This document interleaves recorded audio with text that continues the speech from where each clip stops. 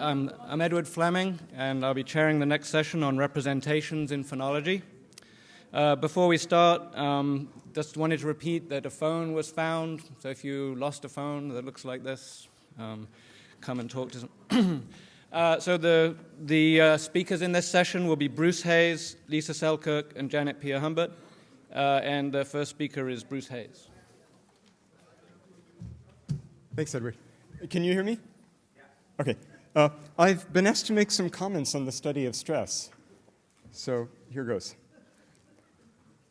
Let me begin with just a little bit of personal history. I was a grad student here from 1976 to 1980. And about halfway through that career, I got very interested in stress rules. The reason I got interested is it just was, and to this day strikes me as a tantalizing topic. It's really complicated, and it's really hard, but it's not sort of overwhelmingly complicated, so you don't know how to proceed. And moreover, when you look at different languages, you see intriguing cross-linguistic resemblances. So it just invites theorization, and I got involved. Indeed, I was involved for a long time. My MIT dissertation was a theoretical / typological study of stress rules. And then somewhat later in 1995, I published a book, Metrical Stress Theory, which had sort of a theme trying to link stress to a claimed distinction of iambic and trochaic rhythm. Now, since then, I've worked on other things. I haven't worked on stress at all. So what you're going to get is perhaps not immediacy, but perspective. I just wanted to talk about things that are special about stress and theoretical developments during the period, particularly since I stopped being involved in it, that hopefully will be of interest. So the plan of the talk, it's basically a laundry list.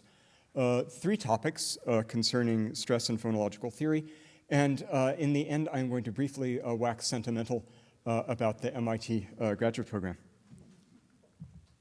Topic 1, stress, nested regions, and phonological theory. Here's what I take to be a potentially really important descriptive generalization. When you look at stress, you find data patterns that are appropriately described as a sequence of nested regions. Now, let me make clear what I mean by that. Suppose in some large subclass of the vocabulary, you use a particular stress pattern, we'll call it pattern A. But that's just an approximation.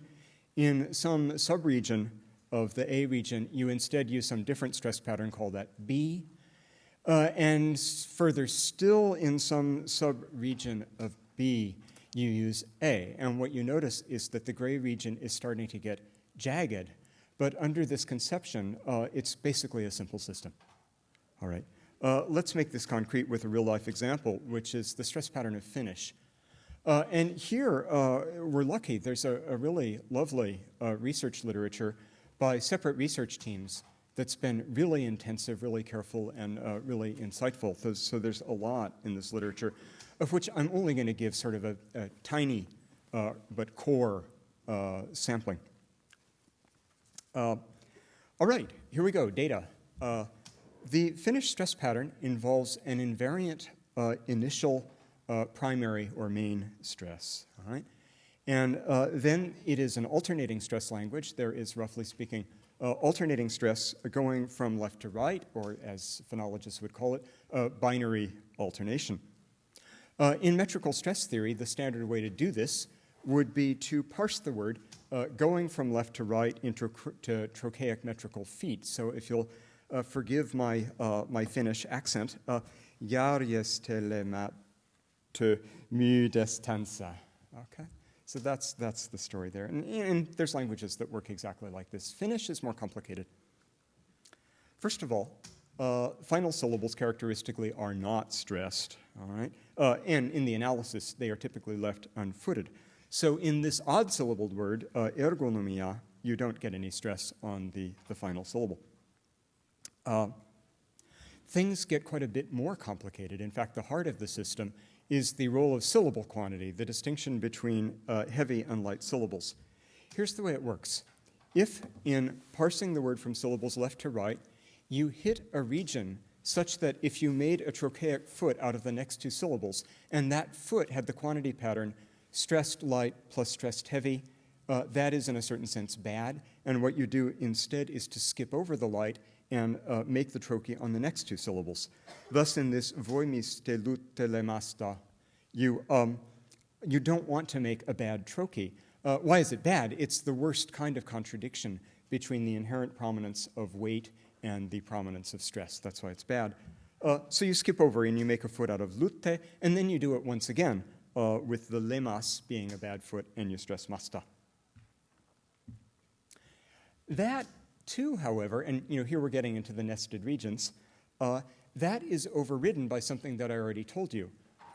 If you need to get initial stress in the language, so even if the first two syllables are light plus heavy, you just go ahead and make the inferior foot, as in kalastalemme. Okay. Lastly, there's the business of final stresslessness, and that plays a role here as well. If the consequence of skipping over a light syllable in footing would be to stress the final syllable, you don't do it, and you just go ahead and make a bad foot. So that's this ravintolat form. Okay. So I've now gone through the example, and let's now schematize it a little bit, the nested regions for Finnish. In general, the language has a binary default. You don't skip light syllables, but you do skip a light syllable if the cost would be to create a light-heavy foot, and yet you do not create the light-heavy foot under two circumstances. You don't create it if that would fail to achieve initial stress, or if it would wrongly derive final stress. So is this data pattern clear? Yeah, okay. In fact, there's more, and I'm not going to talk about the more. Even non-finality is negotiable, since there are a few monosyllables in Finnish, and they do get stress. So it's more important to have the initial stress than not to have the final stress. And if you look at Arto Antila's work, he finds still other reasons to skip light syllables, involving, for instance, a mismatch of vowel height, sonorous vowels in weak position within the foot. I'm not going to talk about these. The merit of this mode of description is that all of the complexity of it lies in the establishment of the priorities. Okay? The ingredients, the descriptive ingredients, are very simple, and moreover, and here I'm adding something new, well justified typologically. For each of the little ingredients that I mentioned, I could find you languages in which they are inviolable principles of the phonology. Okay. So it should be pretty clear what I'm getting at, right? Finnish stress is a nice example for optimality theory, which expresses in precise formal terms exactly the kind of reasoning that I've just gone through. In OT, when all goes well, complexity is the consequence of simple things prioritized. Okay, that's your little motto. And if you do, this has been worked out very carefully by the authors that I've already cited. The rankings, or more precisely the core rankings that you need for Finnish, are the ones that you see on this Hassa diagram. Moreover, I believe that Finnish is a representative case. And if I could be autobiographical, my own interest in optimality theory developed around 1993, which was the year of two things. I sent my stress book into the publisher, and OT came out in manuscript. So it was a kind of startling development for me, because dilemmas that were quite clear to me in the theory the rule-based theory that I had been working on, were quite nicely resolved under the novel framework. Moreover, there's now a very large literature on stress rules in optimality theory, and I believe that if you look at it, you would find that the Finnish example is not atypical. We can ask, is OT problem-free? And the answer is, of course not. OT has a lot of problems, of which by far the most conspicuous is the problem of opaque phonology. It is difficult to extend or modify OT in a way that handles opaque systems while remaining faithful to its original insightful form. If I could briefly give you my take on the problem, I think the problem is this: we don't understand the opaque languages well enough. In particular, I don't think we fully understand the degree to which the opaque pattern is internalized by language learners. And it's time to do more checking. That's what I'd like to do. Let me move on to a second topic that actually emerges in a way from my old stress book, stress research and analytic corpora. Here we go. In principle, whenever a generative linguist has a novel theory of some domain, it should be possible to check the theory against a lot of languages quite quickly. That's exactly what we want to do when we theorize. My 1995 book, and indeed similar books, my dissertation, Morris's book with Jean-Roger Vergniaud, Bill Itzardi's book, provides analyses all in the same framework of a large variety of fairly diverse languages. And something that I sort of anticipated, and I'm glad happened, is that the book has been mined, these books have been mined essentially as corpora, right? So subsequent theorists have looked at the descriptions in the book. They have not bought into the theory of the book, right? But they do accept the crucial data generalizations which the older theory served to express. And I think this is a good thing. Let me define something. I'm not sure this will ever catch on, but I offer a definition. An analytic corpus is a corpus of language particular analyses using a theoretical framework and focusing on some phenomenon in language. It is not the same as a data corpus, which is just the raw data, though, of course, a good analytic corpus will include many examples.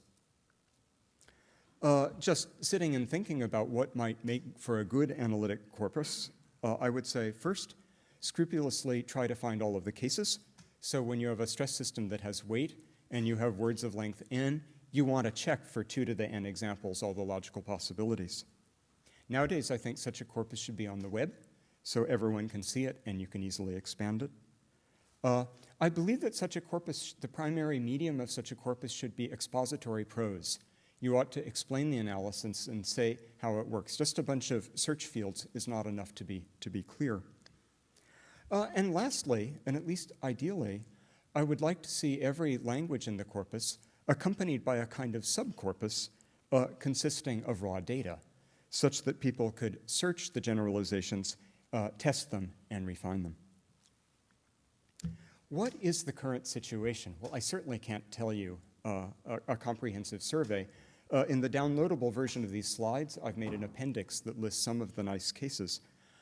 However, I doubt very much that there is any analytic corpus anywhere that matches all the criteria that I laid on the preceding slide. In the case of phonology, and again, I'd love to be proved wrong, but I think in phonology there are huge gaps. 2 particular areas, reduplication and vowel harmony, have been intensely theorized. There are strongly competing theories in both of these domains, but as far as I know, there is nothing like an adequate analytic corpus on which theory comparison could be based. Okay, that's my point. The last thing I want to say about stress and phonology is how stress relates to 2 topics that I have been working on in more recent years and are dear to my heart. So let's take these 2. One concerns learnability. A lot of the people in this room are very, very interested in principles of UG, right? And I too am interested, and I think sooner or later we're going to get them all right. And one way that we'll know that we're going to get them all right is that we are going to deploy them in computational learning systems as part of the system, part of the a priori knowledge, and that the learning systems will be completely and totally successful. This may take centuries, but that's what we should look for. And my silly motto for this is that we should create the synthetic child, right? Who, free of troubles with diapers and bottles, will nevertheless learn exactly the same grammars as human children, and under any sort of psycholinguistic test that we present to it, it will behave identically to humans who've learned the language. I think that's what we should aspire to.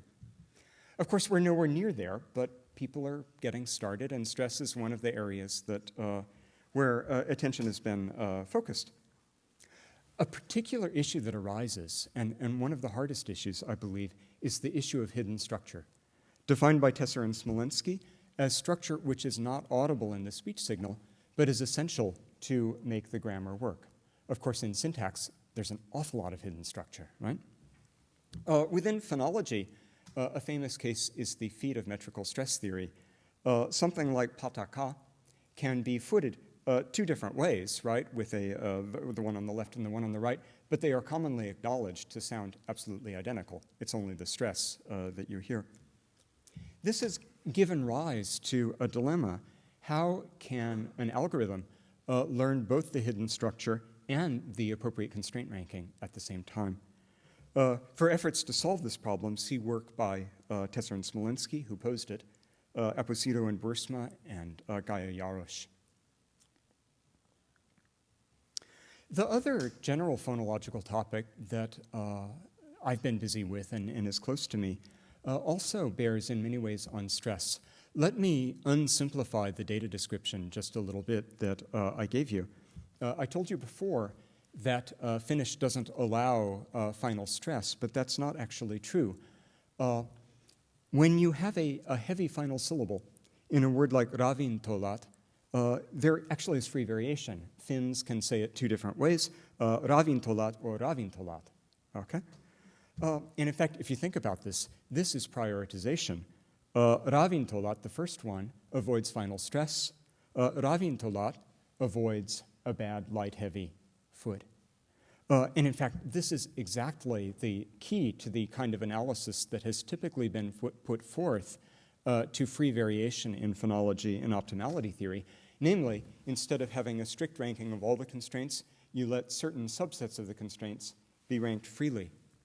This has been pursued for Finnish by various references that I've already cited, and indeed, with some success, grinding out the free variation in exactly the cases where it occurs. Beyond that, we might be more ambitious and hope to describe not just where free variation occurs, but actually the detailed quantitative pattern of free variation. Okay? This can be done in various ways, of which my own favorites are the ones that incorporate a certain amount of mathematical apparatus into the framework. Things like stochastic OT, noisy harmonic grammar, or Maxent grammars. In such a grammar, it's quite possible to generate particular percentages or probabilities for rival output forms in cases of free variation. Now, why would we ever want to be so anal?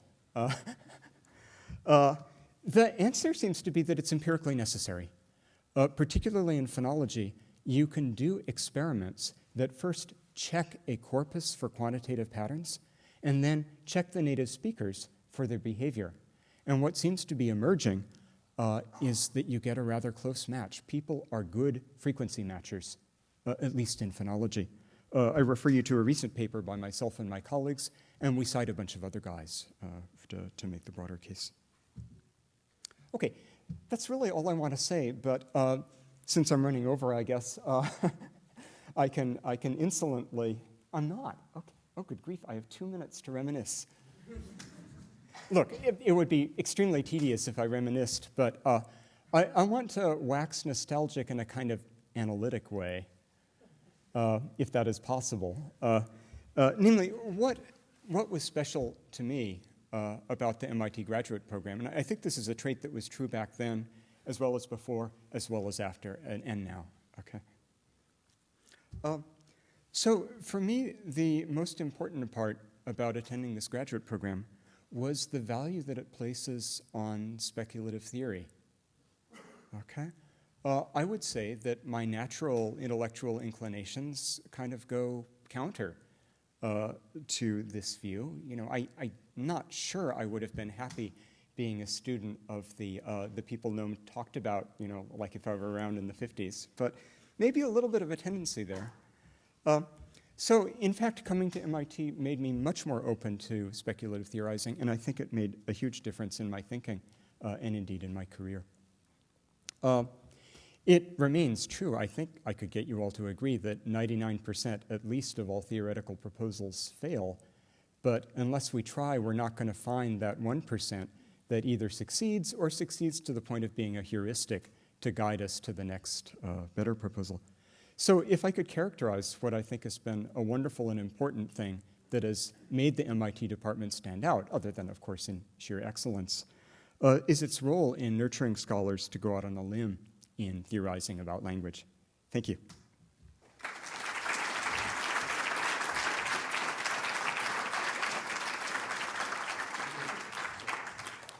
The next speaker is Lisa Selkirk.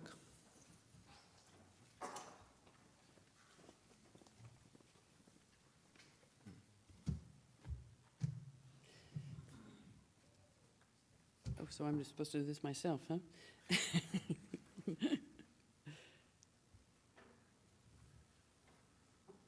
All right.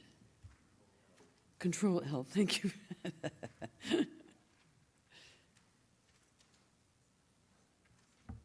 What's wrong? That's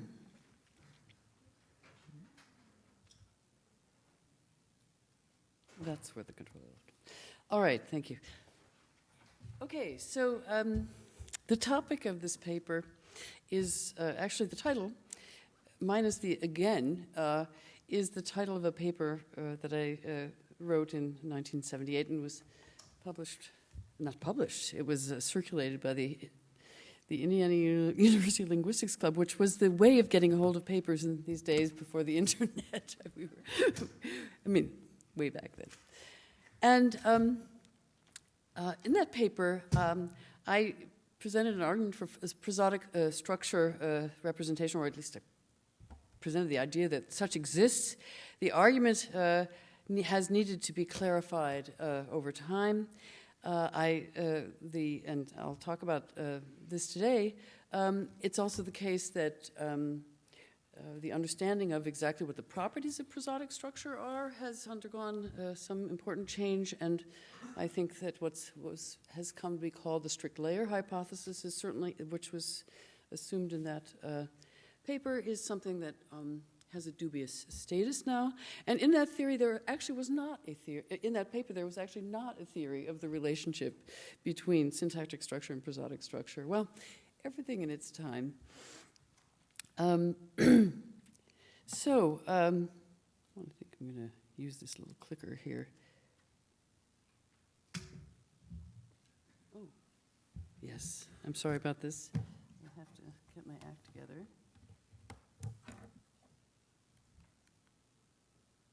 It's not working. Doesn't matter. We're all interested in the possibility that one can retrieve information about syntax from the pronunciation of a sentence. And I have a simple example here, which I'll pronounce for you. No animals are allowed, as opposed to no animals are allowed. In B, there's a fall in pitch on no, and there's likelihood of glottalization at the beginning of animals, but not in A. And so one question we need to address is how such properties of pronunciation come to form part of utterance B and not utterance A. Central, I think, to this enterprise, though not the whole story, is the notion of domain sensitivity, by which I mean that some phonological and phonetic phenomena are sensitive to or apply in virtue of the organization of the sentence into a syntactic constituent structure, whether directly or indirectly. And these domain-sensitive phenomena, of course, would provide evidence for the phonological domain structure of the sentence. And this talk is about just what the nature of that phonologically relevant domain structure is and its relation to syntactic representation. In SPE, there were actually two different proposals in this realm. This, of course, marked a first in thinking about relationship between syntax and phonology. The first being that the phonological rules may apply cyclically on successively larger syntactic constituents, and the notable cases discussed there were the nuclear stress rule and the compound rule. And in addition, there was the notion that phonological rules may apply in function of boundary elements forming part of a segmental string, such as, these various boundaries, including word boundary, double word boundaries, and so on, which would be inserted into the terminal string on the basis of syntactic constituent structure. Subsequent to these proposals in SPE, there have been other theories of domain sensitivity in phonology and phonetics, which are really basically outgrowths of these two different proposals in SPE. The first one, prosodic structure theory, sometimes referred to as indirect access to syntax, and the second, direct access to syntax. And in fact, there are advocates of both positions arguing the case to this day. So we have an interesting possibility here to talk about sort of theory comparison, if you will, and that's what we're going to do today. So prosodic structure theory posits a phonological representation of domains that mediates between the syntactic constituency and phonological phonetic phenomena. I'm going to report here on my own current view on this, which is summed up in a paper in the Handbook of Phonological Theory, second edition, edited by Goldsmith, Riggle, and Yu. And there are various aspects to this theory. One concerns the nature of phonological representation, the notion that there is a prosodic constituent structure organization that's distinct from syntax, though related to it, that includes constituents of different types, include prosodic word, phonological phrase, intonational phrase. And that, as far as the notion of domain sensitivity within this theory goes, it says, well, domains are defined only in terms of prosodic structure. Phonological rules or constraints would be governed by prosodic structure representation and not directly by syntax or its organization, whether they involve these rules, constraints, segments, segmental features, tone, or the assignment of stress. Phonetic interpretation would also be defined with respect to prosodic structure in this view. Now, this domain structure, the representation, being independent of syntax, of course, requires its own formation principles of prosodic structure formation. And these, I believe, consist basically of constraints on the relation between syntactic and prosodic constituency, on the one hand, and prosodic well-formedness constraints, that is, constraints that are properly phonological in character. Now, there's another topic that is of great interest to examine, but which I have said nothing about so far in my work, but I want to make a few brief speculations at the end. How does one might understand the place of prosodic structure formation in a minimalist grammatical architecture? Now let's compare this to a direct access theory. Now, the following version that I'm giving of this is a complete straw man. It isn't to be identified with any particular proposal, but you'll sort of get the spirit of it. It's useful to basically imagine what you'd have to do if you didn't have prosodic structure representation of domains. Well, as far as the nature of properly phonological representation would go, prosodic structure would be only at lower levels, no prosodic structure organization corresponding to words or phrases, but there might be feet and syllables, and let's assume that there would be. As far as domain sensitivity goes, these phenomena above the foot, they would be defined over or with respect to syntactic structure. Generating domain representation, well, no such thing needed independently of the syntax, since these no additional mechanisms in the grammar would be involved in characterization of phonological domains at word level above, since they already are hypothesized to follow from the syntax. So, what I want to address here is the question of what is the additional machinery of prosodic structure theory. Should we be troubled by this need for additional machinery in evaluating these two different proposals? So let's take a look at what I think now is a proposal for the relation between the syntax and the prosodic structure constituency. And you can think of this as a minimalist theory, basically, in the sense that in this match theory that I propose in this recent article, the idea is that syntactic constituency is indeed mirrored in phonological representation in the form of prosodic constituency. Syntactic node labels, features, categories, would reduce to the corresponding categories, prosodic word, phrase, and clause, or intonational phrase. And interestingly here, this three-way distinction in prosodic constituent types above the foot would be syntactically grounded. Specifically, I think that it's worth, I'm suggesting, hypothesizing that there are universal constraints on this syntactic prosodic constituency correspondence that have this general form here. This is sort of stated informally, match clause. A clause in syntactic constituent structure must be matched by a corresponding prosodic constituent, call it iota, intonational phrase, in phonological representation. This gives you the spirit of it. It's the same kind of thing for phrase and word. On this understanding, the constituency of prosodic structure are these different levels, intonational phrase, phonological phrase, word, are simply the correspondence of these notions defined syntactically. Now,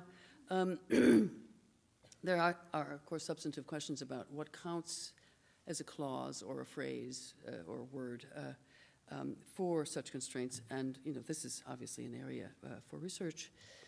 Okay, so this is the kind of structure that might be generated. This, for example, this sort of thing has been proposed as, for example, a representation of right dislocation kind of structure, where basically an adjunction to clause might give you a right dislocation structure, and so you have this, nesting of this adjoined intonational phrase structure, and this would be, well, we'll talk about examples like this, so we don't have to go into this right now. Okay, now, what are the predictions of this match theory? Well, that there should be recursion of phonological domains. Presence of the recursive structure in prosodic structure representation would be the consequence of recursive structure in syntax, as in nested phonological phrase structure and the corresponding phonological phrase structure. There's increasing evidence in that recursivity plays a role in phonology and phonetics, and it's therefore a welcome prediction of this particular theory that this should be the case. Now, here's just an example. This is from actually a to-be-filed dissertation, which will be dated 2012 by Emily Elfner at UMass, looking at, that illustrates a relationship between syntactic representation and prosodic representation in modern Irish. Now, a further prediction of this match theory is that the syntactic prosodic non-isomorphism would be phonology-driven. That is to say, that the reasons for departure from the syntactic constituency are basically come from the phonology, and specifically from well-formed constraints on phonological representation. That these are what would drive any kind of divergence between syntactic and phonological representation. Well, what might these prosodic well-formed constraints be? A selective overview, this is very brief. Below the word level, of course, the phonology has occupied itself with what can constitute a syllable, a foot. How might this differ across languages? What principles are responsible for determining syllable or foot structure in any language? This is the stuff of introductory phonology classes, and the subject has been the subject of, and continues to be the subject of intense investigation in phonology. The levels above the word, at word, and above are less intensively investigated, and this is an area, a ripe area for research. The hypotheses that one might entertain about prosodic well-formedness at higher levels of the prosodic hierarchy are informed, of course, about the kinds of things that one finds at lower levels. Is there a minimum size on word or phrase? Is there a main stress? If so, at what edge? This is the analog to the I am trochee contrast in feet, where's the stress within this foot unit?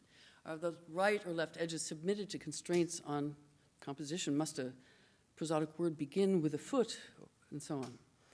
and in a domain that's a little less directly related to, well, certainly less directly related to prosodic constituency, but nonetheless has a role to play, the understanding of how tone might be associated with main stress, or should main stress be associated with tone? Should tone be associated with an edge associated with tone? So the crux of the matter here is that evidence for the prosodic structure theory of domains comes from the role for prosodic well-formedness conditions in defining phonological domains. Syntactic constituent structure per se can't characterize phonological domain structure if it's true that prosodic well-formedness constraints play a role in defining word size, phrase size domains. So that's what we're going to be looking into right now. And I should say that, though, in this connection, that word and phrase level prosodic well-formedness constraints would not constitute additional machinery of the theory if it proves true that these constraints are of the types that play a role in phonology more generally, like at the foot or syllable level. Okay, so what we're going to look is a very brief overview at some phenomena in 3 Bantu languages that involve varieties of phonological phrase sensitive tonal and vowel length related phenomena, and the motivation, and then we're going to see the motivation for phonological phrase formation is characterized by both match phrase and constraints like something like the constraint by that there must be a binary minimum on the phonological phrase it must consist of at least 2 words, prosodic words. Okay, so Chichewa is the first language we'll look at. There's no lexical vowel length contrast in Chichewa, and if you were to look at the sentences of the language and you had a syntactic eye, you were a syntactician and were observing the distribution of penultimate vowel length, you might come up with the generalization that lengthening of penultimate, there is lengthening of a penultimate vowel before the right edge of an XP, but only if a phrase XP consists of at least 2 lexical words. So here's an example of verb followed by 2 complements within the DP complements within the the post-verbal domain. She hit a house with a rock. They fed the baboons fish. And you see that the first DP shows none of this penult lengthening, but there is a penult lengthening in the final element. This is, assuming some kind of verb raising and VP structure. That final element would be final in an XP that contains 2 words. Now, if we put a multi-word DP in the immediate post-verbal position, you notice that this penult lengthening appears at the end of the direct object DP. Here, and as well in this context. Okay, so we have, right. So what I want to suggest here then is that a prosodic structure of analysis of Chichewa long vowel distribution would characterize exhibits domain sensitivity at the right edge of a phonological phrase. You would lengthen the penult vowel. All right, that's the simple statement of the phonological phenomenon. The prosodic structure formation would involve a subordination of match phrase to this requirement that a phrase be binary. So, for example, in this simple example here, in the prosodic structure representation that would correspond to the syntactic representation, neither of these distinct argument nouns, DPs, would correspond to a phonological phrase themselves, but would be grouped together as one. And that would give us the correct distribution of the vowel length, indicated on the word, by the word being in red. And in the case where there is a modifier on the first DP, this would itself be analyzed as a DP. Yes, I seems to have, yeah, excuse me. Right. Oh, wait a second, I have sped ahead. What happened? No, we're okay. Excuse me. No, okay. Fine. Let's move on to the next example. This is from Shitsonga. Here, there's a rather different phenomenon that's at issue. The high tone in Shitsonga is lexically contrastive. A high tone may spread to the right, but it's restricted. It's blocked at the left edge of an XP that consists of 2 or more words. And another aspect of the domain sensitivity, it spreads up to, but not onto, the rightmost syllable in an XP. This is, okay, so let's look at this case here. The verb prefix, which has an underlying high tone here marked in blue, that tone will spread all the way through the, from the verb into the DP and up to the or up to the rightmost, up to before the rightmost syllable in that XP. In this next example, where there's the object DP consists of a noun followed by a modifier, interestingly, the tone from the verb spreads only up to the final syllable of the verb itself and not into the object DP at all. So the proposal here is that prosodic structure formation in Chichewa in Chitsonga is just as in Chichewa, that there's a binary minimum that is required for DPs, and in terms of domain sensitivity, the high tone spread is blocked at the left edge of a phonological phrase. This is an instance of crisp edge, the type of constraint that E2 and Mester have argued for. And no high tone may spread onto a rightmost syllable of phi. This is an instance Kasimji and Kisseberth suggest of non-finality. You see here then that in the case of, the verb plus noun, simple noun, they've just joined together within a phonological phrase because that noun does not, is not realized because of the lack of binarity as a phonological phrase. But in the case of, in the case where you have noun plus modifier, this is a DP. Okay, so a final thing I want to mention, okay, so with respect to this representation, is that this recursive representation is the appropriate one for this case insofar as the verb itself transparently does not have the properties of a phonological phrase itself. It is simply a prosodic word, the evidence for that being that the high tone can spread all the way up to the final syllable, which it cannot do if it's able to spread, if it's spreading up to the edge of a phonological phrase. Now, just one brief final comparison. Chimwini, I know I'm over time, a language that I first looked at with respect to prosodic structure has properties that are interestingly different insofar as there's no length distinction in the treatment of phonological phrase of DPs or XPs. They can all be realized as phonological phrases, and you see this distinction here in 1 and 2, whether you're a single word object or or a multi-word object, the various tonal and vowel length phenomena to be found at the right edge of phonological phrase are in evidence there.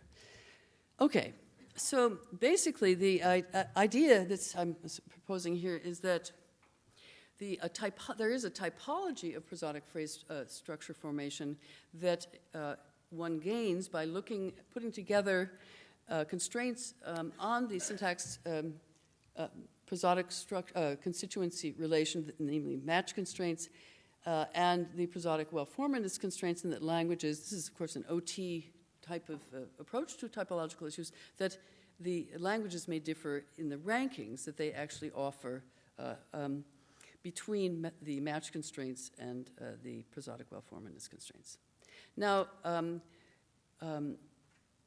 I'll just skip over the slide. Other types of prosodic, it's intended to show that other types of prosodic word well-formanist constraints that don't look so potentially syntactic, that have to do with lexical accent status and various other phenomena. So the point being ultimately that the direct access or syntax-only domain theory can't account for these prosodic well-formanist effects on domains, and prosodic structure-based domain theory can, and this does seem to be a main argument for thinking of prosodic structure theory as the theory of domains. Now, I'm not going to say really anything about this except because this is a matter of supposition, but just quickly, if prosodic structure formation forms part of spell-out, then you might expect that there could be influence of constraints on prosodic well-formanist as well as match constraints on other aspects of spell-out, including vocabulary insertion or linearization. If spell-out is phasal in its variety of cycle that's involved, then match constraints would have to be phasal as well. Prosodic well-formanist constraint, since at the end of spell-out, prosodic structures itself would not be erased, but would ultimately be able to appear in surface representation. Prosodic well-formanist constraints or domain sensitivity could be defined either phasally or post-phasally, but post-phasal phenomena would probably include performance-based alterations to prosodic structure representations involving speech rate and so on, and phonetic interpretation, which transpires in real time from left to right in the utterance. Okay, sorry, I'm over time.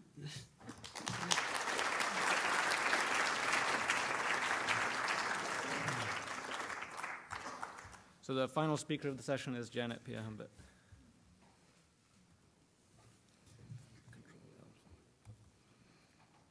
Yeah, so it's great to be here. And I'm supposed to follow up covering some issues that Bruce and Lisa did not cover. I want to start with some general properties of autosegmental metrical representation. So that's a framework which put forward a way of thinking about phonological representation, and it was really foundational for the area of laboratory linguistics called laboratory phonology. And then I'm going to kind of get into intonation as a case study and look at the extent to which the phonetic implementation of segments resembles what we were able to learn about tones. And then since we want to think about the future as well as the past, I want to give an idea of some current areas of sort of hot issues, current areas of research that I think are important and raise kind of foundational questions. So here's a syllable structure of the word plain according to Moraic theory. We're not going to quibble about the details. The point here is that the vowel A in English acts like a single unit from the point of view of its quality. But it acts like 2 units from the point of view of its weight, or, for example, in the stress system or otherwise. Here's a bigger snippet of a complete autosegmental metrical representation. I took this from Japanese Tone Structure, the book I did with Mary Beckman, and we were now in 1988. Building on work by Laban, Goldsmith, Liberman, McCarthy, a lot of great phonologists, many of them from MIT. So this is up to the accentual phrase. Everything above the accentual phrase has been chopped off. And you see the tone tier with all these various tonal associations.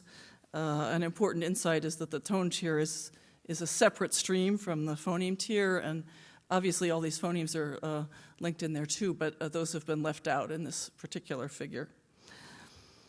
Okay, so the key features of this representation, it's a hierarchical structure with no recursion, and I can see after Lisa's talk I should qualify that a little bit, but I think Lisa really was right that it's a lot flatter than the syntactic structure. So, we might have a little bit of recursion sneaking in there, but it's nothing like syntax. Now, another thing is it has a temporal interpretation from left first to right last. And when you go into, more deep areas of logical form or conceptual formation, that would not necessarily be true. But this basically is making a claim about what is needed to produce an example of that utterance. So it's a kind of schema for a production plan. And then it integrates information or structures that came from the lexicon with things that were assigned at the phrasal level. There's a uniform sort of ontology there. It's using the same descriptors to describe both of those, and it's putting them together into one structure. Now, it is not a tree in its general form. It is a directed acyclic graph. That is, it's rooted at the utterance level, presumably. But we've got our terminal nodes can have more than one parent, and that's due to the sort of special status of autosegmental association. You get elements like that A vowel or various tones which are associated to more than one thing up in the tree. And so from the way I've described it, it kind of obviously follows it's not isomorphic to the syntactic tree because it doesn't have the same formal properties. And we find many, many particular examples that kind of bring that home. A sentence with a couple of cliticized function words like he'd like to, so that's two words, he'd and like to, and the major boundary there is not, the primary syntactic boundary. Or we get a lot of sentences where there's alternative phrasings and they're all well formed. So I can say don't go, but if I'm being very emphatic, I can say don't go, and then now it's broken up into two phrases. So what was the point of this? These structures are very elaborate compared to the nice, certainly compared to the beads on the string of phonemic theory and compared to the matrices of the sound pattern of English. I would say the point was to kind of capture and elucidate the interaction of constraints on sound structure at different time scales. And so that kind of brings us to the idea of licensing that supersedes the phonemic principle with a better and more general theory of contrasts. So, the phoneme had its little insight, right, that we're trying to capture aspects of sound structure that are distinctive in the language. And here we see that these distinctive components can actually be operating at different time scales. So we can try to set up our representation so that each node in the structure basically gives a location of choice. There's some alternatives there. You make one or more choices amongst the elements that are contrastive at the temporal scale for the node. And of course, what kind of contrast could they be? Well, we're talking about phonology here. They could come from anything. They could be, they could distinguish words from each other. They could distinguish syntactic constructions from each other. They can distinguish the scope of quantifiers like only and even. They can create scalar implicatures. But we're just saying if we can find one of these contrasts and we have a phonological exponent for it, we can put it in at its proper time scale. Okay, now there's a statistical interpretation of licensing. So you can say that, you can view it this way, items that are adjacent in the representation, you're trying to create a representation so that the adjacent items exhibit or pick up your strong correlations. And those could be positive. For example, in the case of vowel harmony, the quality of one vowel is positively correlated to the quality of the next one, or they could be negative, like in the obligatory contour principle. And then items that are not adjacent are going to be independent. They're going to represent separate independent choices, or at least more independent. And so there's a kind of implicit categorization here of statistics into ones that are strong enough to motivate one of those lines or nodes being there, and all the others. Because, of course, correlations can be any number between -1 and +1, so we've got them categorized into structural and ignorable, let's say. That is a point of contact, I think, with the presentations by Jackendorf and Yang earlier in the conference. And now another line of motivation, which I worked on a lot, and I think which became quite important, became the sort of launch pad for laboratory phonology, was to look at how elements licensed at different timescales interact to determine the phonetic outcome. Now, there was a big fight about whether intonation was actually part of linguistics. Maybe it's really universal. It's just some kind of paralinguistic set of gestures. There's not really a lot to say here. And one of the most specific claims was that all languages mark yes/no questions with higher pitch in some way. This is kind of like that pink ring in the Cat in the Hat. Every time you think you've scrubbed it away, it comes back. But I think that Annie Rialon might have really finally had the last word on this. This is part of a fantastic typological survey of African languages. If I'd put up the whole thing, it would have been like 3-point font here. So I just boiled out some of the main data. And the question is, in each different language, what is the primary means of distinguishing a yes/no question from a declarative sentence? Okay, so in the Atlantic group here, we've got 2 languages that do it with a register shift, one that does it with a high tone. In the Kru group, we've got one that does it with a high tone, 3 that do it with a low tone. The Gur, they really go in for low tones on questions. It's impressive. It's pretty obvious that you've got some kind of affordances here in the tone domain, but that languages are making specific conventional choices of what to use to express what meaning. So that means that the intonation patterns are not universal. They are learned.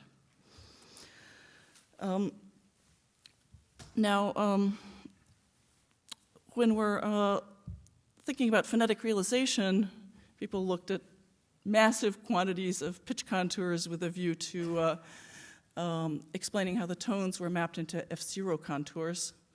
A lot of descriptions have been worked out for a lot of languages. This is one for Arvanites' treatment of Greek. And Greek has a rise-fall rise on WH words, so what we're seeing on the left is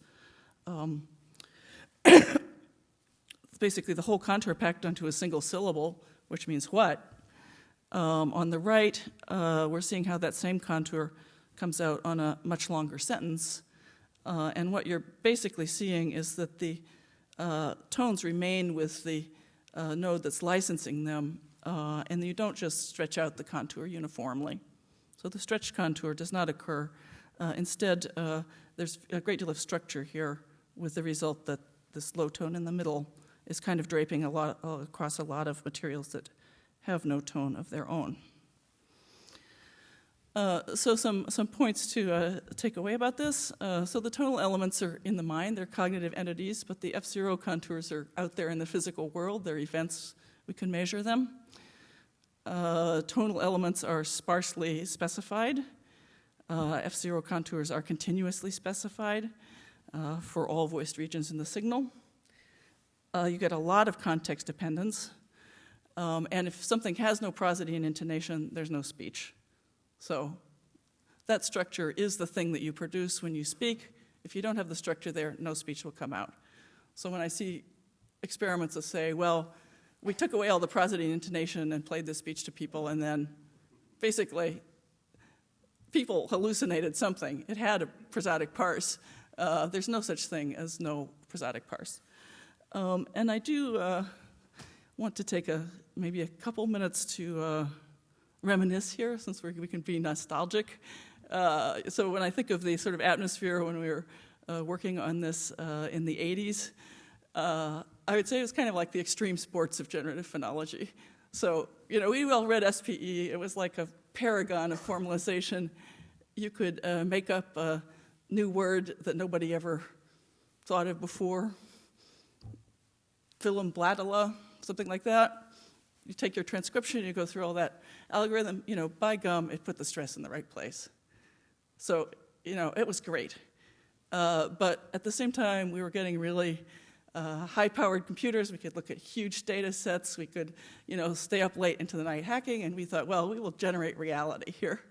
We'll just take this out to the max and generate reality. And we did, The speech came out, it said what we wanted, and some of these algorithms even got used commercially in text-to-speech systems. So it was a very generative point of view, and we were really, really excited about it. Now, how much is the rest of segmental implementation like prosody? Here is an experiment I did with Dave Tolkien on H. So we're looking, we're doing some fancy acoustic measures of the breathiness of H compared to the breathiness in the vowel for words like hog farmer and hawkweed. And they were maneuvered into sentences where they either carried the nuclear accent of the sentence or they were post-nuclear, they were de-accented. Okay, so our A's are accented ones. Okay, so looking, you can see that here we have the breathiness in the H. If it's accented, the H is more breathy, which means the points are more to the right. The vowel is less breathy, so the points are further down. So basically, you're producing a bigger contrast between H and the following vowel when it's under accent. It's a more forceful, rapid, complete rendition of that consonant-vowel transition, and that results in quite good separation of these two sets of points, and you can see that the effects are like 15 decibels on this measure. They're very, very big effects.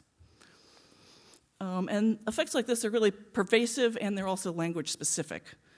So here's part of a data set from Keating, who was looking at voice onset time as a function of prosodic boundary strength, and basically you're expecting fortition as a kind of gradient function of the strength of the boundary.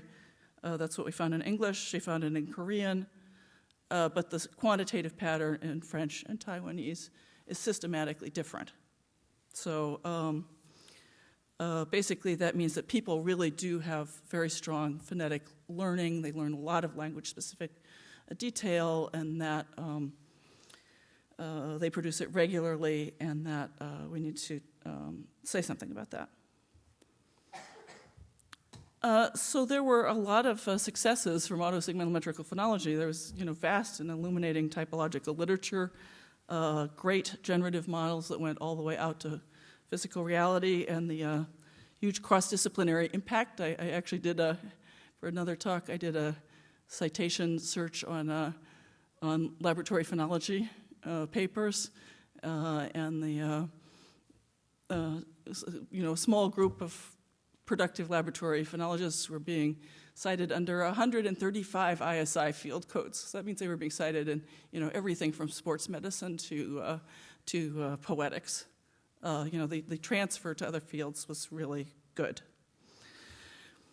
Now, I tried to kind of pull together some examples of current questions that I think are important, and these all kind of come together around the idea of bad categories.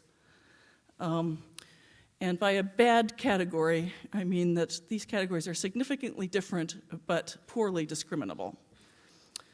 So on the left, we got two good categories. We have a very frequent vowel a less frequent vowel and we're looking at a nominal histogram over the second formant value, which would be the biggest Q.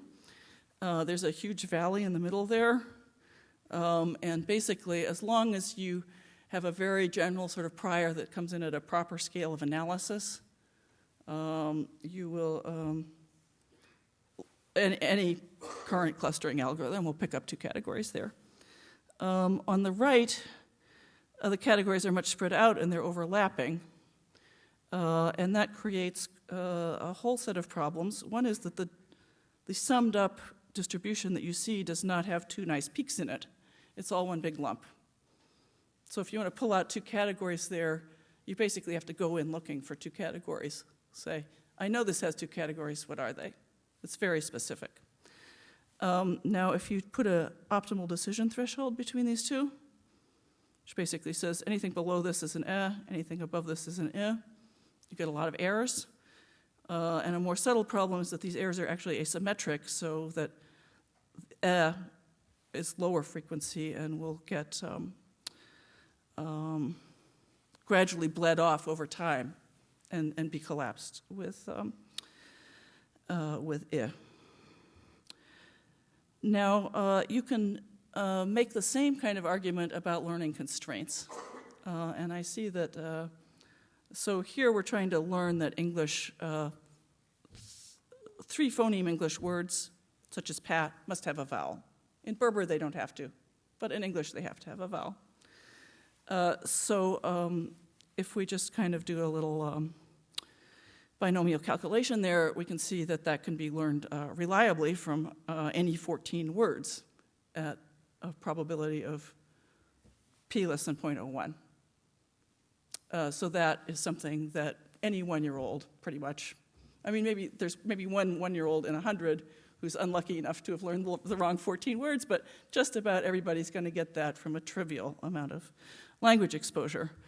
Whereas this extremely subtle fact about English, that S is slightly better in word initial position than in word final position, this is like seriously dubious phonological constraint. Well, there's a pretty elementary reason it's dubious. You need at least 1,400 words to know you to be sure of getting it. So here are some examples of bad categories that I think present some theoretical challenges. So H, acoustically, articulatorily, it's just a devoiced vowel. And in fact, H is in some phrasal contexts are identical to vowels in other phrasal contexts. I mean, literally identical. So if you're parsing the speech stream, whether in language acquisition or in online processing, you basically need to make a joint description about a joint decision, about descriptors at different time scales. So H is, we've got our mystery phoneme here. Either it's an H and it's medial in a de-accented word, so near Omaha, not in Omaha, or it's a vowel in a phrase initial unstressed syllable, as in Toledo is. Okay? So people accomplish this somehow. They're good at it. We don't know how they do it. In all the current models, pushing around the information, when you have overlapping effects at different time scales, this is still a challenge. Okay, now here's a nice data set that David Beaver and company were kind enough to share with us for a lab, an article in language. So we're looking at second occurrence focus. So that would be the phonetics of things like the defense attorney only named Sid in court today. Even the state prosecutor only named Sid in court today. So basically only a scoping over Sid in both cases. How does that version of Sid differ from the case where we had only scoping over court? So there are statistically significant phonetic differences there. But as I say, we've had this data set, we've worked through it. They're not enough to discriminate reliably the focused from the non-focused tokens. So I would say that the second occurrence focus is not learnable per se. If that was kind of a standalone fact about the language, it would not be learned. So why are people doing it? I assume they're transferring more general knowledge from the first occurrence focus. They're transferring the applicable features having to do with amplitude and duration.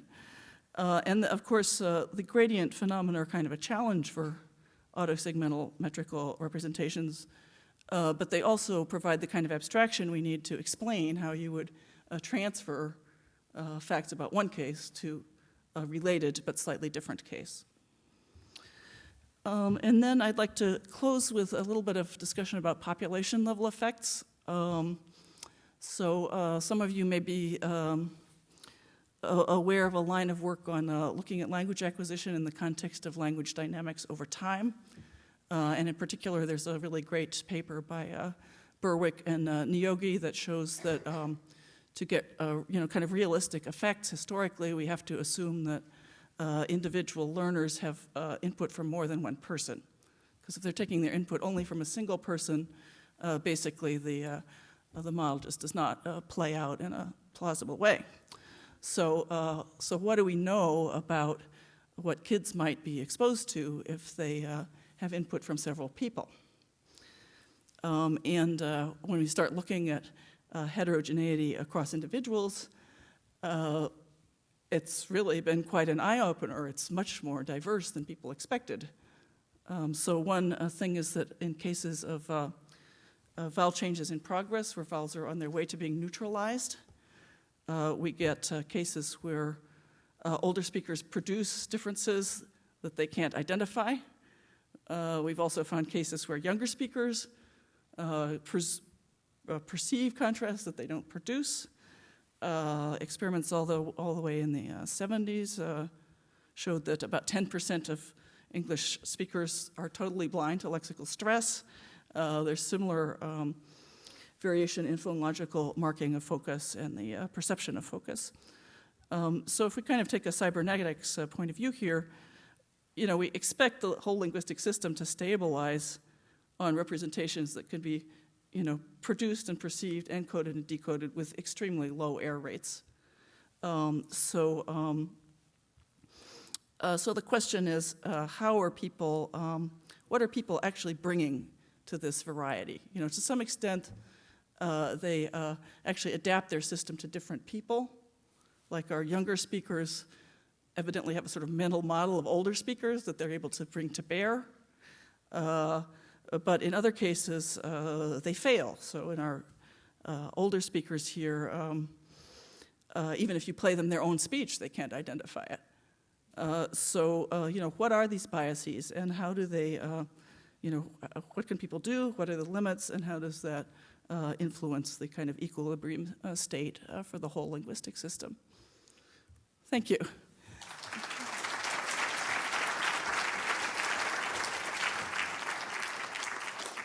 So now there's time for questions and general discussion, if Lisa and Bruce would join us.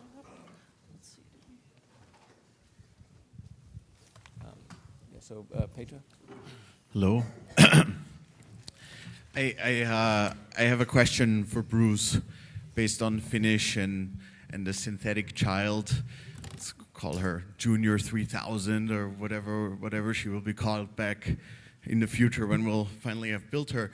So the Finnish example that you gave is one of those beautiful cases where you have these many different if-else statements in a row, right? If you can't do that, then do that, and if you can't do that, then do the next thing. And then if you look closer at these kind of data, just as you have pointed out yourself, then it often seems like rather than a bunch of categorical if-else statements, you arrive at a point where there's conflicting pressures that sometimes produce one outcome, other times produce another outcome, and that's within individuals, within items. So I guess my question is, do you think, what's your professional opinion of the kind of knowledge that we'll be putting into Junior 3000? Do you think Junior 3000 will contain anything that resembles the kind of strict rankings that we write down today?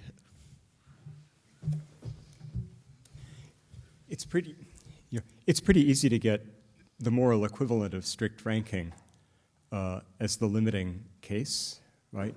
If a generalization is very clear and it's reasonably well attested, then the various learning algorithms on the market eventually produce grammars that will generate, like 99.999999, so on, % for one outcome, and that's high enough such that if the other outcome ever were produced, we couldn't distinguish it from a speech error. So if you're willing to accept this extremely close approximation, then stochastic grammars include non-stochastic grammars as a special case. And that's the sense in which they're they're quite unradical, I think. You know, it's not throwing away linguistics, it's just trying to amplify it to a minimal extent to cover the quantitative cases. Paul? This is a question for Bruce. So I remember in your thesis, in the preface, you cautioned the reader from using your book as a corpus. You send the reader I remember that. back to the sources. And so now, what has changed? And I have a question. Even you recommend the building of new corpora.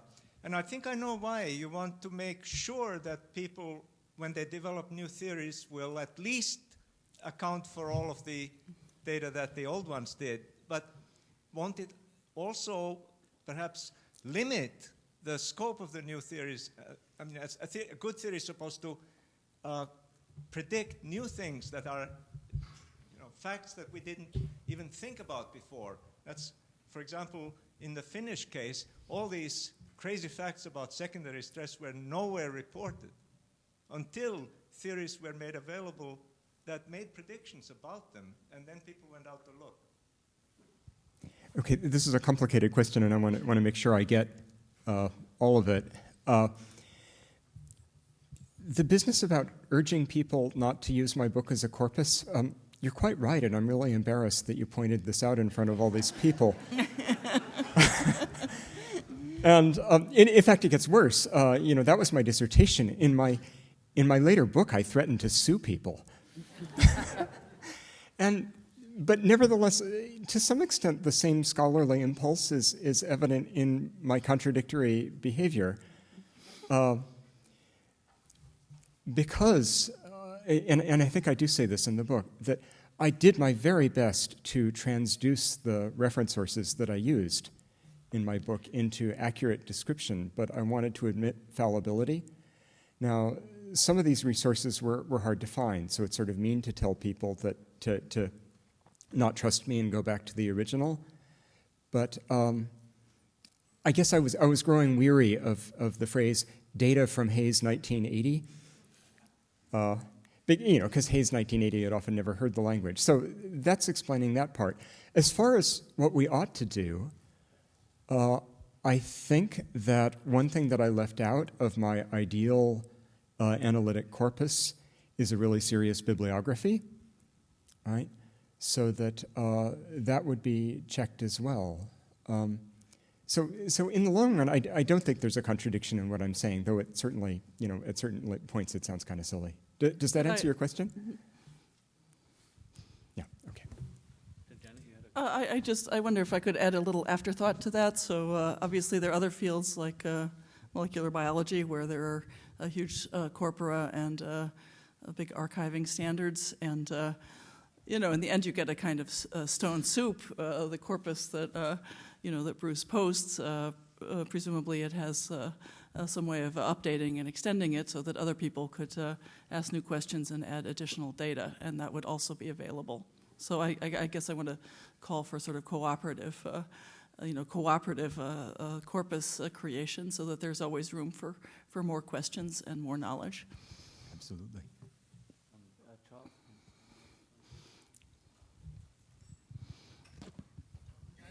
I have two questions, one for Bruce, one for Janet. For Bruce, the question would be, you know, the nature of valuable, grammatical processes or constraints.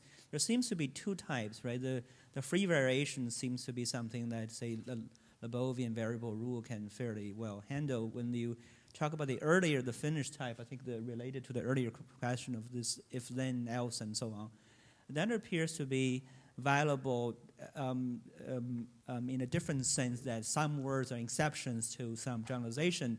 And I don't think it's necessarily the fact that those words are exceptions is not necessarily a problem for the theory of grammar, but rather for the theory of learning. So, for instance, the stuff I was discussing yesterday. So in either case, you have to decide why some words wake up in the morning, decide I'm going to be lexically marked, be it subject to a rule or subject to some constraints.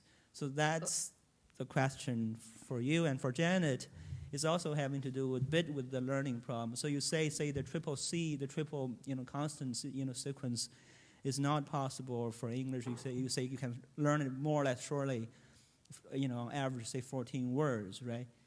Is that did I understand? So basically, that's a classic argument due to Gold. I think that, and it's the right. standard argument in statistical NLP that the lack of negative evidence is not a problem if you have the cognitive power to look for underrepresentation. Right. But I don't. So I think I buy that. I do.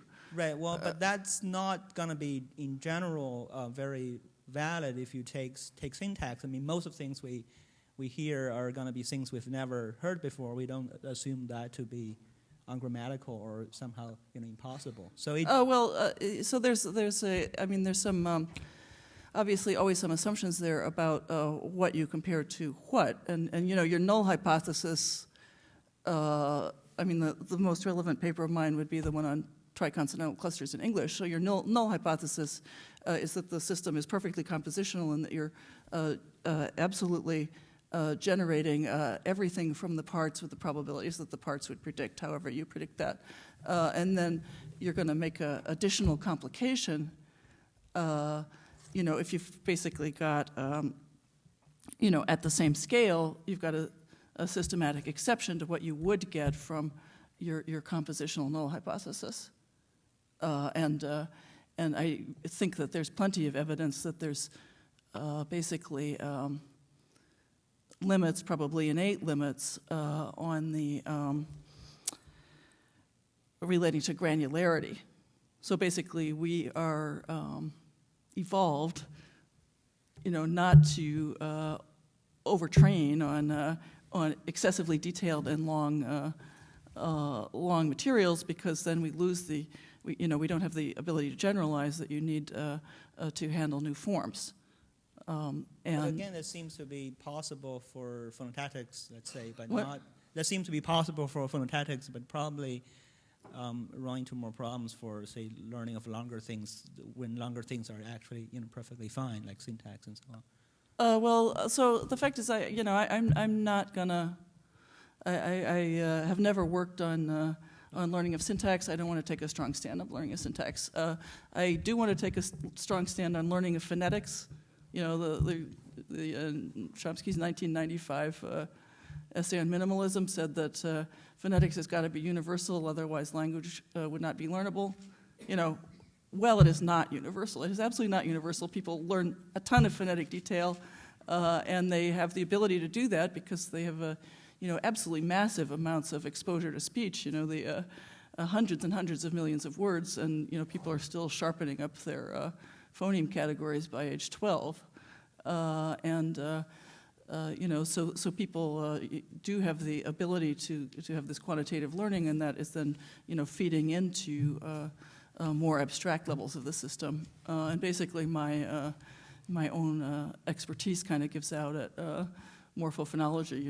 Irregular morphophonological alternations that involve lexical gang effects. That's.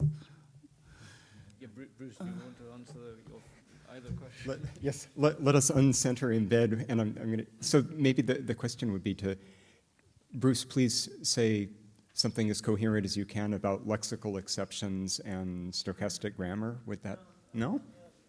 It's rather whether the problem should be solved as a learning problem or as which would be because the facts are there, exceptions are there. They have to be learned by any kind of. Have been accounted for by any kind of grammar. So whether there's going to be a grammar problem or a learning problem, I guess that's. So, but what's the problem? Let's hear. Now I'm getting more and more puzzled by your question, because we were kind of heading towards a common discussion ground where UG is some kind of priors that you bring to learning.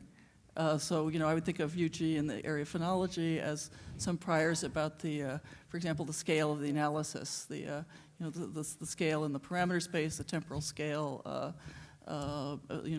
possibly things that you pay attention to, and that you definitely cannot learn phonology with some priors like. But for me, that would be kind of UG, which is a kind of meta grammar, you might say. Is that, are you still going with that, or No, are you I'm fine with it. difference? I think I've always been puzzled by phonotactics. That is that in most cases, the language doesn't seem to be behaving as if some things we don't hear we assume to be incorrect or ungrammatical, but phonotactics does seem to behave that way. We have always been puzzled by it, and so I just wanted you to elaborate on that point. Then Bruce, I don't know if my question was coherent or not, but you can choose to answer it or not. Be treating the Finnish cases as being analogous to lexical stress? Right. So you say the grammar being or the constraints being violable. I mean, so one of the Finnish case appears to be those are some of the lexical exceptions to those if then and else type of structure. Okay, but I guess maybe if I could offer a hopefully useful answer, I see two equally important but fundamentally different forms of variation. One is where you have one single input, and on different occasions, perhaps depending on style, the speaker will produce different outputs from that input. The Finnish is probably a case of that variety. The other kind of variation is when you go through the lexicon of a language, like if you examine the verbs of English and their past tenses, and you'll find, say, that 9/10 of them are regular in the conventional sense. This, too, is variability in gradients, but it depends on an empirical result that has only been established in the last 10 years or so. Namely, my favorite motto for it is the title of Kai Zura's doctoral dissertation, Patterned Exceptions in Phonology. The exceptions are not isolated, but they form families, like cling, clung, sling, slung, fling, flung, that sort of thing. And what appears to be happening is that when the lexicon has these competing patterns, the statistics of the lexicon are picked up by speakers and replicated, for instance, in a psycholinguistic test like a WUG test. So, interestingly, the same mechanisms, namely frequency tracking and these various constraint-based frameworks I've mentioned, are capable of handling both cases, but there's a crucial difference. All of those exceptions end up getting memorized and are thus pronounced invariantly. That would be my take on the two forms of variation. John? I wanted to come back to the suggestion that Bruce was making about an analytic corpus, which I think is a great idea for all the reasons that you were saying. And I just wanted to mention some variants on it that I think we could get involved with, all of us individually, and perhaps at some point there should be a working group within the LSA to help encourage these practices. But I remember going back to a paper of mine from some time ago that had a lot of data that was difficult to get access to, even if you had access to journals but not old unpublished manuscripts. And so one of the things I did was to create a web page for the reader of my paper, which had links then to, I didn't scan the whole article, but I would scan the tables in which where the data were. And in my own article, I just mentioned part of it, but I wanted to make the data available to other readers. So it seems to me the internet and the control that we have over our own web pages would be a step towards helping our distributed readers get access to the data that lay behind our papers. There's a very nice editorial in this week's issue of Nature by a psychologist about data and sharing, basically bashing other psychologists who are characteristically very secretive. But the general point, I think it should be obvious. The web is so wonderfully effective and open. I feel that pretty much every paper you publish ought to have a web supplement that sort of gives the readers of the paper every resource that you could possibly conveniently give them, and let that be the basis for their further research on the topic. It should be a no-brainer, but it isn't yet.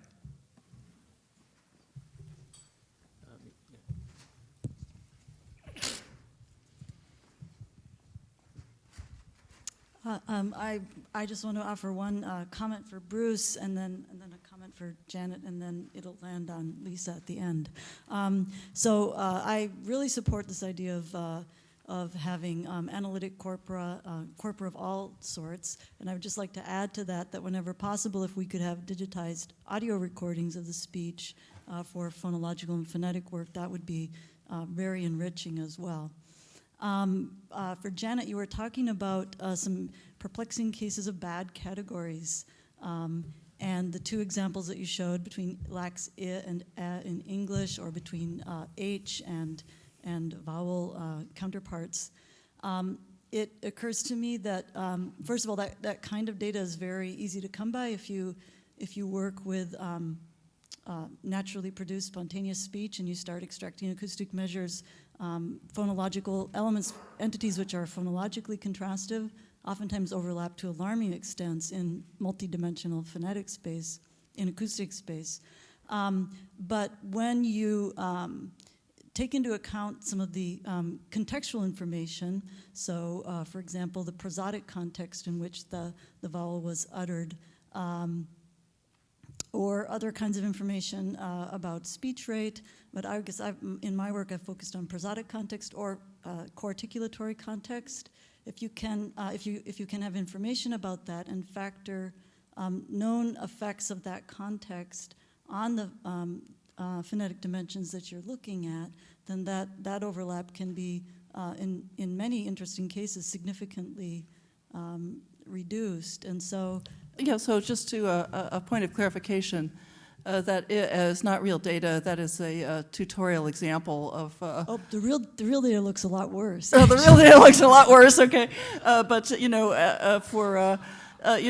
the case of H, definitely I've done the acoustic analysis to death, basically, as much as you could possibly do on H, and you're absolutely right. You get just like in the paper, you get much better separation when you take apart the context than when you don't. But from a learning point of view, that kind of counts as supervised learning, right? Because you actually label those tokens yourself when you generated your data set. That's an interesting question. So I think that if you're looking more in the direction of bootstrapping, how do babies achieve this kind of factoring that you're doing in your experiment? We don't really know how it's done. Yeah, we don't really have a model of how that can be done. I think, though, that's the interesting question, the phonetic facts, and the fact that we get, as humans, we get that kind of very noisy acoustic data augmented by visual information about the speaker, and we map from that onto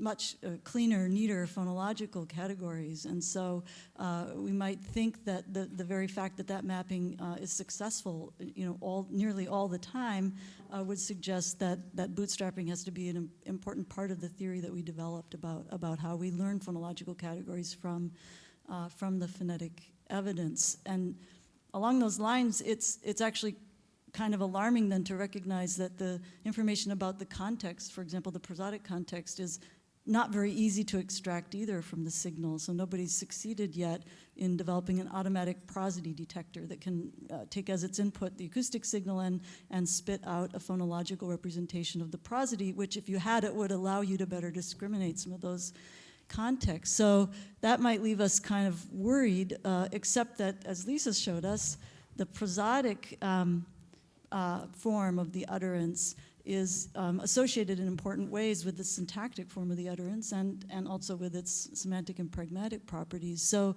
there's a lot of redundancy.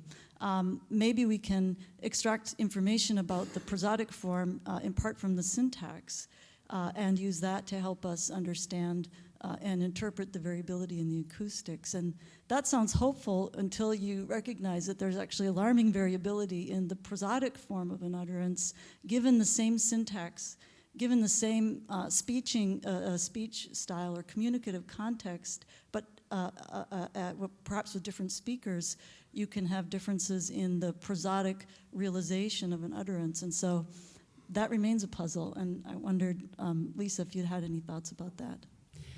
Well, I think, the first issue about, I've been thinking that the hypothesis that prosodic representation is seriously informed by the syntax would be a big help, in getting a handle on the analysis of prosody to begin with from the point of view of the learner.